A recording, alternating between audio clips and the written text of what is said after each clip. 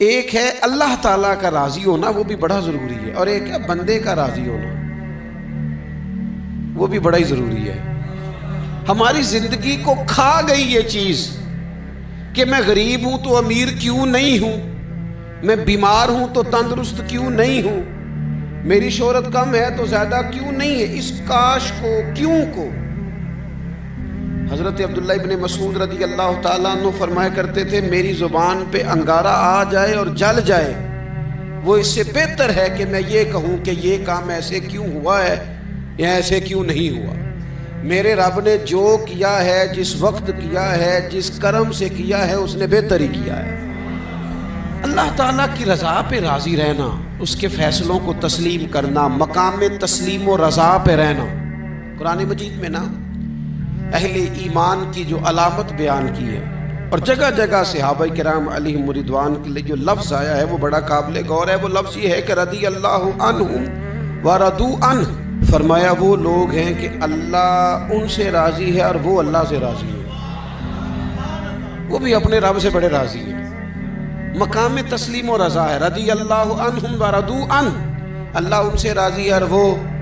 یہ سورۃ المائدہ ہے، تو رب کیا فرماتا ہے؟ ذالک الفوز العظیم، یہ بہت بڑی کامیابی ہے کہ بندہ اللہ سے راضی ہو اور اللہ اپنے بندے سے راضی ہو، تو ذالک الفوز العظیم، یہ بڑی کامیابی۔ یہ دیکھیے یہ آیہ کریمہ ہے قرآن مجید کی، سورہ بقرہ کی آیت نمبر 216 ہے۔ یہ نا بہت بڑا فلسفہ ہے رب کی رضا پہ راضی رہنے کا۔ یہ آیہ کریمہ میں سمجھتا ہوں اگر کسی بندے کو پوری طرح یہ سمجھ آ جائے نا، تو پھر عقیدہ توحید بھی پکا ہو جائے گا، اس کا نظریہ اپنے رب کی رضا پہ مستحکم ہو جائے گا۔ اللہ تعالیٰ نے کیا ارشاد فرمایا، ذرا انداز دیکھیے رب کریم کا اپنے بندوں پر کرم کرنے کا اور سمجھانے کا۔ فرمایا کتبہ علیکم القتال وہو کرہ لکم، تم پر نہ جہاد فرض کیا گیا ہے اگرچہ وہ تمہیں ناگوار ہی ہو، چاہے تمہیں اچھا نہ لگے۔ کتبہ علیکم القتال وہو کرہ لکم، فرمایا تم پر جہاد ضروری قرار دیا گیا ہے، لڑنا اللہ کی راہ میں تم پر ضروری ہے، فرض ہے، اگرچہ وہ تمہیں ناگوار ہو۔ اور پھر آگے پتہ کیا فرمایا؟ حد کر دی۔ بڑی بڑی دنیا میں لوگ معرفت ڈھونڈ کے لائیں گے پر دم توڑ جائے گی۔ کیا سمجھایا ہے اور کیا معرفت دی ہے اپنے بندے کو؟ اللہ کریم نے ارشاد فرمایا وَعَسَىٰ أَن تَكْرَهُوا شَيْئًا، فرمایا قریب ہے کہ کوئی بات تمہیں بری لگے، وَهُوَ خَيْرٌ لَكُمْ، اور وہی تمہارے لیے بہتر ہو۔ اور جب آپ وقت دیتے ہیں تو بہت سارے معاملات ٹھیک ہو جاتے ہیں۔ حضرت عمار بن یاسر بڑا شروع میں کلمہ پڑھا، ان لوگوں نے بڑی تکلیفیں اٹھائیں جنہوں نے آغاز اسلام میں کلمہ پڑھا، حالات اور طرح کے۔ حضرت عمار بن یاسر رضی اللہ تعالیٰ عنہ فرماتے ہیں کہ بڑی تکلیف دیتے۔ حضرت عمار بن یاسر رضی اللہ تعالیٰ عنہ کی جو والدہ ہیں وہ اسلام کی پہلی شہیدہ ہیں، حضرت سمیہ ان کا نام تھا، اسلام کی پہلی شہیدہ۔ ان کے زیر ناف ابو جہل نے نیزہ مار کے انہیں شہید کر دیا۔ حضرت عمار بن یاسر رضی اللہ تعالیٰ عنہ فرماتے ہیں کہ میرے والد کو اتنی تکلیفیں دی گئیں کہ وہ ان اذیتوں کی وجہ سے دنیا سے پردہ کرے۔ حضرت عمار بن یاسر کو خود کافر اتنا مارتے تھے کہ وہ اپنے حواس کھو بیٹھتے تھے اور ایسی باتیں کرتے تھے کہ سمجھ نہیں آتی تھی کہ یہ عمار بن یاسر بول رہے ہیں۔ اتنی سخت اذیت دیتے، اتنی سخت۔ دکھ قبول محمد بخشا، راضی رہن پیارے، دکھ قبول محمد بخشا، بس راضی رہن۔ اتنی تکلیف دیتے کہ حضرت عمار بن یاسر حواس کھو بیٹھتے، تکلیف میں آتے، بڑا سہا، بڑا برداشت کیا۔ ایک دن میرے رسول پاک تشریف لائے اور حضور نے کہا او آل یاسر میں تمہیں مبارک دینے آیا ہوں، رب کریم نے تمہارے لیے جنت میں مکان بنا دیے ہیں۔ حضور نے تمہارے لیے، اللہ نے تمہارے لیے جنت میں مکانات، تمہیں مبارک، تمہاری اذیتیں، تمہاری تکلیفیں، تمہارے درد، تمہاری راتیں کام آ گئیں، مالک نے تمہارے لیے مکانات بنا دیے ہیں، حالات ٹھیک کر دیے ہیں، طبیعتوں میں بہتری آ گئی ہے۔ میرے محبوب کریم رؤوف الرحیم سید عالم نور مجسم شفیع معظم آقا دو عالم صلی اللہ تعالیٰ علیہ وسلم نے انہیں خوشخبری سنا دی. حضرت عمار کہتے ہیں پھر حالات بدلے. پھر میں نے جو مجھے اذیتیں دینے والے تھے میں نے انہیں گڑھوں میں گرتے دیکھا. آپ فرماتے ہیں ابو جہل کی لاش اٹھانے والا بھی بدر میں کوئی موجود نہ تھا. اور ابو لہب جو مجھے تکلیفیں دیتا تھا وہ مکے کے چوک میں مرا ہوا پڑا تھا, پر کوئی اس کے قریب جانے والا بھی موجود نہ تھا, کوئی نہیں تھا. آپ فرماتے ہیں وہ حالات بھی. حضرت عمار کا اپنا کیا حال ہوا؟ حضرت خالد بن ولید رضی اللہ تعالیٰ عنہ بڑے بہادر ہیں. حضور نے فرمایا یہ اللہ کی تلوار ہے, یہ اللہ کی, بڑے بہادر تھے, بڑے شیر دل تھے. فرماتے ہیں کبھی معذرت نہیں کرنی پڑی, کبھی جھکنا نہیں پڑا, کبھی کسی کی منت نہیں کی. اللہ نے طاقت اتنی عطا فرمائی تھی, ہمت, حوصلہ, صبر, استقامت اتنا دیا, کبھی کسی جگہ پشت نہیں لگی. لیکن فرماتے ہیں کسی وجہ سے نا ایک دن میرا عمار بن یاسر کے ساتھ کسی بات پہ اختلاف رائے ہو گیا. جناب عمار بن یاسر رضی اللہ تعالی عنہ, حضرت عمار بن یاسر کہتے ہیں کہ حضرت خالد بن ولید کے ساتھ, جناب خالد بن ولید کہتے ہیں میری ان کے ساتھ نا کسی بات میں اختلاف رائے ہو گیا. تو میں اب دلیر آدمی تھا, شیر آدمی تھا, کبھی جھکا نہیں تھا, کبھی کوئی معاملہ نہیں ہوا تھا, کبھی کوئی ایسی بات نہیں ہوئی تھی. آپ فرماتے ہیں جب رائے کا اختلاف ہو گیا نا, بات ذرا آگے بڑھ گئی تو نبی کریم صلی اللہ علیہ وسلم تک بات پہنچی. تو میرا یہ خیال تھا کہ حضور میری بھی سنیں گے, عمار بن یاسر کی بھی سنیں گے, پھر حضور کوئی فیصلہ کریں گے, پر قربان جاؤں وقت بدل گیا ہے نا.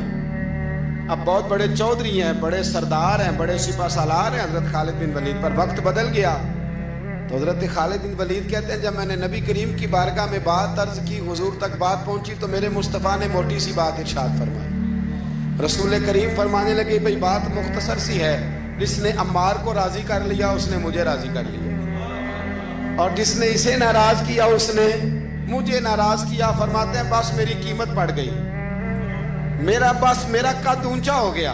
حضرت خالد بن ولید کہتے ہیں میں نے بھی کہا اب بات کیا کرنی ہے, اب تو گزارش ہی کرنی ہے, اب مدعا کیا سنانا ہے, اب تو بات کرنی ہے. فرماتے میں آگے بڑھا, اور جیسے بھی ہوا میں نے حضرت عمار بن یاسر کو راضی کیا. حضرت عمار کہتے ہیں ایک وقت وہ تھا اور ایک وقت یہ ہے, جب دونوں وقتوں کو دیکھتا ہوں تو کہتا ہوں الحمدللہ رب العالمین. یہ ساری تعریفیں اس رب کے لیے ہیں جو تمام جہانوں کو پالنے والا. وقت دیں معاملات کو, ٹائم دیں. آپ دیکھیں اللہ تبارک و تعالیٰ بڑا کریم ہے, وقت کے ساتھ جب چیزیں تبدیل ہوتی ہیں اپنے ٹائم کے. حضرت بلال حبشی رضی اللہ تعالیٰ, بڑا مشکل نہیں, اکیلا آدمی, غریب آدمی, مکے کے سارے سرداروں کے قابو آ گیا. حضرت حسان میں نے خود اپنی آنکھوں سے دیکھا, حضرت بلال کے گلے میں رسی ڈال کے بچے کھینچا کرتے تھے. یار خاصا مشکل کام نہیں. امیہ بن خلف ڈنڈوں سے مارتا ہے, آپ کے ہاتھ اور پیر چارپائی کے نیچے رکھ کے تو اوپر بیٹھے رہتے بڑی بڑی دیر. بڑی تکلیف نہیں, بڑی اذیت نہیں. لیکن حضرت بلال حبشی فرماتے ہیں پھر میں نے وہ سارے دکھ مٹتے دیکھے. وقت بیت گیا. وہی امیہ بن خلف ایک دن گھوڑے پہ تھا, گھوڑے اپنے کو تیار کر رہا تھا, لگام ڈال رہا تھا. حضور علیہ السلام گزرے تو فرمایا کیا کر رہے ہو؟ کہنے لگے اس گھوڑے پر بیٹھ کے آپ کو شہید کروں گا. تو حضور فرمانے لگے تیاری کر لے, تجھے قتل میں نہیں کرنا ہے. پھر جنگ کے موقع پہ نا ہلکی سی خراش لگائی رسول پاک نے اس نے یہاں گلے پہ. تڑپتا تھا, روتا تھا, سسکتا تھا. لوگ کہتے تھے امیہ کیا ہو گیا, اتنا سیانہ بندہ یہ کیا کرتا ہے؟ تو کہنے لگا تمہیں پتہ نہیں مجھے تکلیف کتنی ہے. ضرب تو چھوٹی ہے پر تمہیں پتہ نہیں لگائی کس نے ہے تو چھوٹی, پر تمہیں خبر نہیں کہ لگائی کس نے ہے, کس نے یہ ضرب لگا دی ہے. پھر تڑپ کر سسک کر مرا. حالات بدل جاتے ہیں, حالات میں تبدیلیاں آ جاتی ہیں. ہم وقت نہیں دینا چاہتے. ہمارے اندر جو حوصلے کی کمزوری ہوتی ہے, ہمارے اندر جو وہ ایک بہت بڑا معاملہ ہوتا ہے کہ کسی بھی طریقے سے یہ معاملہ ختم ہو, کسی بھی طریقے سے شفا ہو, جلد از جلد ہم اس بات سے نکلیں, تو یہ بات ہماری درست نہیں ہے. ہمیں وقت دینا چاہیے. تو یاد رکھ میرے بھائی, جب آپ ثابت قدم, حضرت خباب رضی اللہ تعالی عنہ بخاری میں ذکر ہے، کتب حدیث میں، کتب سیرت میں ذکر ہے۔ حضرت خباب رضی اللہ تعالیٰ عنہ نے اس وقت کلمہ پڑھا جب ابھی 5 لوگ کلمہ پڑھتے تھے، کل بندے السابقون الاولون۔ آپ فرماتے ہیں جس عورت کا میں غلام تھا نا، ام انمار اس کا نام تھا، وہ مجھے بڑی سخت سزائیں دیتی تھی۔ آپ لوہار کا کام کرتے تھے، سلاخیں، آپ کو پتہ ہے لوہار سلاخ رکھتا ہے پہلے آگ میں بھٹی میں، پھر وہ جب پوری طرح تپتی ہے پھر کچھ بنتا ہے، لوہار کا کام کرتے تھے۔ آپ فرماتے ہیں ام انمار میرے ساتھ یہ کرتی کہ مجھے سخت اذیت دیتی، کلمہ چھوڑنے پر مجبور کرتی۔ ایک دفعہ تو ایسے ہوا کہ اس نے کافروں کی ڈیوٹی لگائی، میں گلی سے گزر رہا تھا، مجھے نہیں پتا تھا ان کی پہلے سے تیاری ہے، انہوں نے کوئلے جلا کے رکھے ہوئے تھے، مجھے پکڑا، میرا کرتا زبردستی اتارا، کوئلوں پہ لٹا دیا اور میرے وجود پر وزنی پتھر رکھ دیے۔ فرماتے ہیں میری چربی پگھلی تو کوئلے بجھے۔ یہ شہادت گاہ الفت میں قدم رکھنا لوگ آسان سمجھتے ہیں مسلمان ہونا، زخم پہ زخم کھا کے جی، خون جگر کے گھونٹ پی، آہ نہ کر لبوں کو سی، یہ عشق ہے کوئی دل لگی نہیں، اس میں بڑی برداشت کرنی پڑتی ہے۔ آپ فرماتے ہیں کہ حضور علیہ السلام نا خانہ کعبہ کی دیوار کے ساتھ ٹیک لگائے بیٹھے تھے، میں ایک دن حاضر، مجھے بڑی تکلیف دیتے تھے، کہتے ہیں جب میں کام کر رہا ہوتا تھا تو میری مالکن آتی تو وہ نکال کے نا سلاخ تو میرے سر پہ رکھ دیتے، میرا سارا وجود زخمی تھا۔ حضور خانہ کعبہ کی دیوار سے ٹیک لگائے بیٹھے تھے، میں حاضر ہوا تو محبوب کریم بھی اٹھے، تو حضور علیہ السلام سے میں نے عرض کی حضور دیکھیں مجھے کتنی تکلیف دی جاتی، تو ابھی فرمانے لگے بس اتنی، بس اتنی؟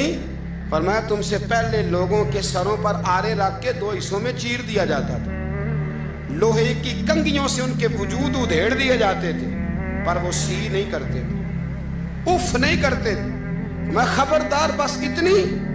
اور پھر میرے حضور نے ہاتھ اٹھائے، کہا اے اللہ خباب کی مدد فرما، اے اللہ خباب کی، اتنے لفظ ادا کی۔ حضرت خباب کہتے ہیں پھر میں نے وقت کو وقت دیا، پھر میں نے حالات کو وقت دیا، پھر میں نے اپنے محبوب کی دعا کو قبول ہوتے دیکھا۔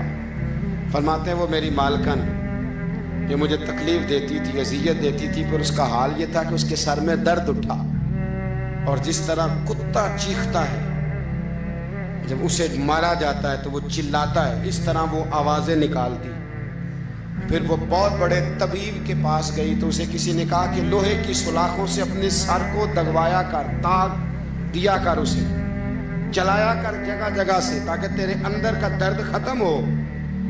تو آپ فرماتے ہیں پھر لوگوں میں نے صبر اور استقامت کا رزلٹ دیکھا کہ وہ جو مجھے بطور سزا میرے سر پہ سلاخیں رکھتی تھی، پھر وہ بطور دوائی منگانے لگی، میں سلاخ گرم کر کے لاتا اس کے سر پہ رکھتا، فرماتے ہیں پھر اسے سکون ہوتا، پھر وہ تڑپتی، اور چونکہ مجھے تو وقت یاد تھا نا، کہتے ہیں لیکن میں مصطفیٰ کریم کا کلمہ پڑھتا تھا، میں نے کبھی دوبارہ پلٹ کر اسے یہ بات یاد نہ کریں۔ آپ وقت دیں، ماحول کو ٹائم دیں، آپ دیکھیں، ہاں یہ ضرور دیکھ لیں کہ آپ کے ضمیر کے اندر کوئی ایسی بات تو نہیں، کوئی ایسا معاملہ تو نہیں کہ جہاں آپ غلط ہیں، اور اگر ایسا نہیں پھر آپ وقت دیں آنے والے اسباب کو۔ ہم نہ بڑی جلدی ہے، ہمیں دعا کرائی ہے تو آج شام تک مسئلہ ٹھیک ہونا چاہیے، دعائی کھائی ہے تو طبیعت شام تک ٹھیک ہونی چاہیے۔ اگر ہم راہ حق کے مسافر ہیں تو شام کو ہمیں قرب الہی مل چکا ہو، حضور کی بارگاہ کے ہم حضوری ہو چکے ہیں، ایسا نہیں ہے۔ آپ وقت دیں،